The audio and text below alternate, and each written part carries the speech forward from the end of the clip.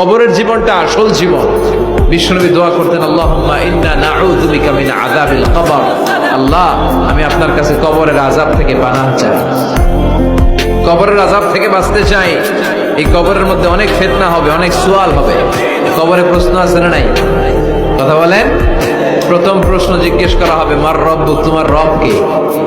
বলেন, আমাদের রব কে? ওমা দীনুক, তোমার ধর্ম কি? বিষ্ণুবীর চেহারা দেখিয়ে বলা হবে, তারিফু মান হাযা রাজুল, এই লোকটারে চিনো? আমরা কি বলবো? আমরা চিনি, উনি আমাদের প্রিয় রাসূল মুহাম্মদুর রাসূলুল্লাহ সাল্লাল্লাহু আলাইহি ওয়াসাল্লাম। এরপরে জিজ্ঞেস করা হবে, এগুলো কোত্থেকে শিখলা? আমরা বলবো, কোরআন থেকে।